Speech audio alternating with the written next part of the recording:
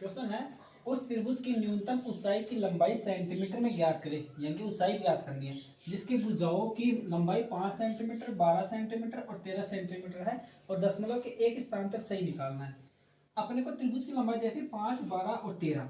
5, 12, 13 क्या है? ट्रिपलेट है। 5 सेंटीमीटर, 12 सेंटीमीटर और 13 सेंटीमीटर ट्रिपलेट है। कैसे? 5 का स्क्वायर करो, 12 का स्क्वायर करो, इन दोनों का योग इसके स्क्वायर के बराबर होगा पाइथागोरस प्रमेय से। मतलब ये एक समकोण त्रिभुज है। सही कर लो। 25 प्लस 12 का स्क्वायर 144 बराबर 169। चलिए ये दोनों 13 का स्क्वायर 169, इन दोनों को योग करेंगे तो ये भी 169 ही आएगा। ठीक, यानी कि समकोण त्रिभुज है। यानी कि इसको अपन ऐसे लिखते हैं, समकोण त्रिभुज को ये मान सकते हैं, ये कोई ए, ये बी और ये सी समकोण त्रिभुज है।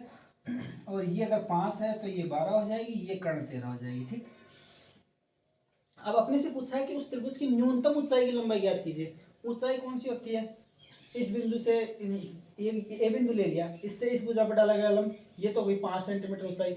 और सी बिंदु से इस रेखा पर डाला गया लंब, ये होगी 12 सेंटीमीटर ऊंचाई। और एक और ऊंचाई है इसकी, एक कौन सी? इस बिंदु से तो ये लंबा आ गया इस रेखा पर और इस रेखा पर, है ना। और इस बिंदु से ये लंबा आ गया इस रेखा पर। अब इस बिंदु से भी कर्ण पे भी तो एक लंब बनता है, ये भी तो इसकी ऊंचाई है।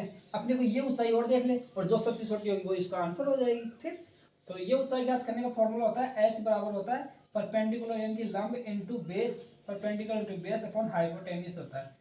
परपेंडिकुलर मतलब अगर ये लंबाई मानते हैं p, p perpendicular into base यानी कि ये और ये इन दोनों का गुणा, ये तो कर्ण है, और आधार और ऊंचाई का गुणा, यानी कि 12 गुणा 5 बटे हाइपोटेनस 13 है, तो इसका कितना आ जाएगा? 12 पंचो 60, 60 बटे 13, और 13 का भाग देंगे तो 13 चौक 52 और पॉइंट लगाए और 8 13 6 78, यानी 4.6। इसका आंसर ऑप्शन नंबर सी आ जाएगा अपना। ठीक।